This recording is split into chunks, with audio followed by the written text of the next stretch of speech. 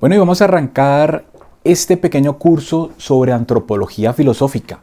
Considero que es uno de los puntos y de las asignaturas dentro de la filosofía muy importante.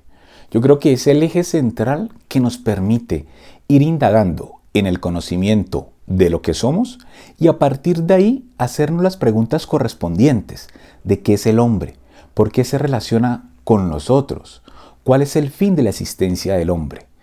¿Cuál es la dimensión con la cual nosotros nos relacionamos con lo trascendente? ¿Y cuál es el fin último de nuestras relaciones éticas, morales, políticas? Es que desde allí se nos pueden abrir mil posibilidades para el quehacer filosófico. Hoy vamos a comenzar con qué es la antropología filosófica y cuál va a ser nuestro método de estudio en este pequeño curso.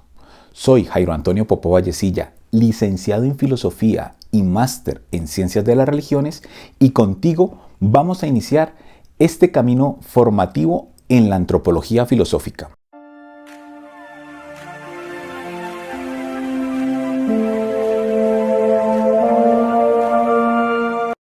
Y vamos a comenzar con lo que significa.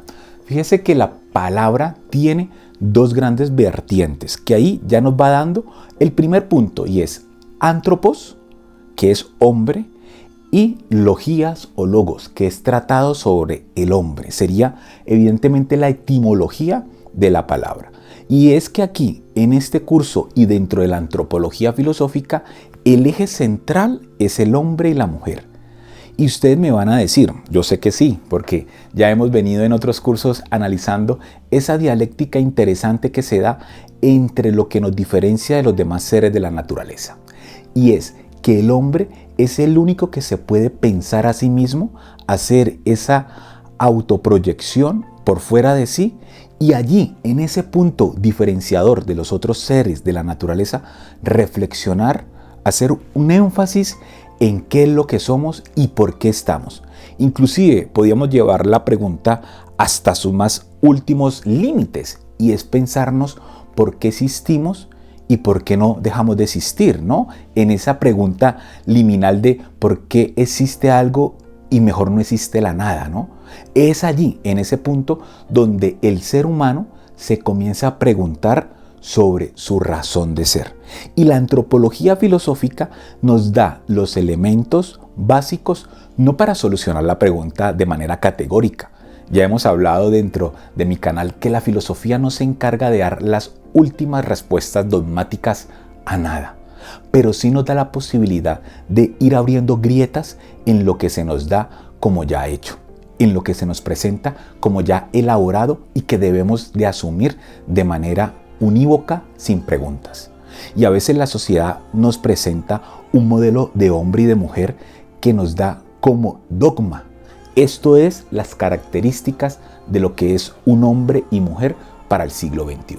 Y nosotros que estamos aquí dentro de mi canal Pensamiento Virtual, haciendo todo este ejercicio filosófico, tenemos que comenzar a preguntarnos, cuando nos llegan estas respuestas definitivas, con la verdad, con esa V mayúscula, preguntarnos, ¿será que ese es el único modelo existente, pertinente y eficaz para el hombre y la mujer de hoy?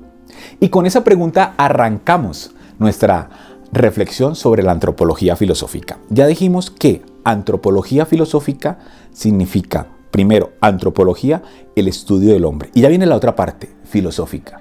La antropología sola, vamos a decirla así, ya viene haciendo reflexión sobre lo que es el hombre en la sociedad. Tenemos antropología psicológica, antropología biológica, antropología, inclusive podríamos decir también antropología histórica. También hay una rama de ese estudio del hombre que se desarrolla dentro de la filosofía. Y es allí donde hoy vamos a comenzar con los preliminares de nuestro curso. Y vamos a ir indagando un poco más sobre la parte fundamental de lo que estudia la filosofía. Es una disciplina nueva que aparece a principios del siglo XX y trata de ir definiendo una teoría que nos permita tener como base para analizar qué es el hombre y la mujer. En este caso, dentro de nuestro siglo XXI. ¿Qué significa esto? Y es que la antropología filosófica parte de la historicidad de los contextos donde el hombre se relaciona, desarrolla y se proyecta.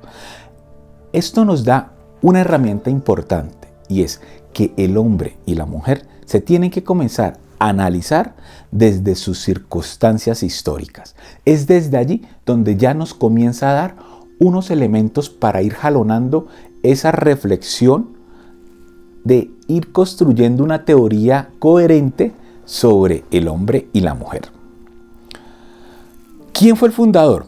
Bueno, a nivel histórico tenemos que Max Scheler fue el fundador de la antropología filosófica alemán. Él une la imagen de la filosofía con la imagen biológica que hasta el momento, a principios del siglo XX, se tenían del hombre. Aquí hay algo muy importante, porque él asume todo lo que se va desarrollando en la etología, y la etología es el estudio del comportamiento del hombre y todo lo que lo constituye, y de la biología. Fíjense que en la etología voy a recomendarles un libro muy importante que leí hace muchos años cuando estaba comenzando la carrera de filosofía. En Cali hay una biblioteca, más que una biblioteca, una librería de libros de segunda mano, y ahí conseguí un libro, por casualidad llegué a él, que se llama El mono desnudo de Desmond Morris, y me pareció interesante ese análisis que hace de el desarrollo biológico y cómo lo biológico comienza a condicionar lo que somos como hombre. Entonces, esos estudios tanto de la biología, la etología, Max Scheler lo comienza a unificar y comienza a construir su imagen de hombre. ¿Cuál es el punto central? Y el punto central es la autocomprensión del hombre como objeto y sujeto de su reflexión. Eso es importantísimo que lo tengamos claro, porque es a partir de allí cuando nosotros comenzamos a hacer verdadera antropología filosófica. No solo con tratados que nos llegan de libros sagrados, no solo desde lo que nos da simplemente la biología, la ciencia, sino que también partimos de lo que el hombre ha reflexionado de sí mismo desde el primer momento que comienza a pensarse. Y aquí podemos dar el origen de la filosofía. El origen de la filosofía también es un origen de la antropología filosófica, así no sea de manera sistemática, pero ya desde ahí se comenzaban a preguntar cuál era el origen del ser y también el origen del ser humano, ¿no? El origen del ser que se piensa a sí mismo. Entonces, podemos definir que a nivel sistemático, científico, aparece con Max Scheler a principios del siglo XX. Su objetivo principal es poder construir una teoría coherente sobre el hombre. Y segundo, los aspectos más importantes es que une dos situaciones importantes dentro del análisis científico y del análisis de la investigación, que es que el hombre es sujeto y objeto de investigación. Y aquí nos da una dinámica interesante en el sentido que la experiencia originaria, que es la experiencia de que nos reconocemos todos como hombres y como mujeres, cuando somos lanzados a la realidad, como diría Sartre, ya comenzamos a ser sintientes, sentimos que somos. Y al sentir que somos, comenzamos a reconocer nuestra realidad, nuestro entorno, nuestro medio ambiente. Nos comenzamos a reconocer en el otro, y ya esta experiencia originaria nos plantea un sinnúmero de interrogantes interesantes. Y luego está la autocomprensión. Y esta autocomprensión está radicada en que después de que hemos reconocido todo lo que está por fuera de nosotros, nos comenzamos a reconocer de manera relacional con nosotros mismos. Y es eso que llamamos ese ejercicio de la conciencia, ese autoconocimiento, y lo que ya nos decía el oráculo de Delfos, ese conócete a ti mismo, donde también está la otra base para que arranquemos este estudio de la antropología filosófica. Entonces ya vemos dos puntos importantes. Primero, el hombre y la mujer comienzan a reconocer todo lo que los rodea. Naturaleza, personas, sociedad, historia, elementos, objetos. Y también la otra gran base de reflexión que nos va a permitir arrancar en ese análisis del hombre y la mujer es el autorreconocimiento. Y hay una pregunta, ya para ir terminando, que siempre se le hace a la antropología filosófica. Y es: ¿cómo puede ser científica y a la vez filosófica si el objeto que se reconoce es el objeto que debe ser estudiado?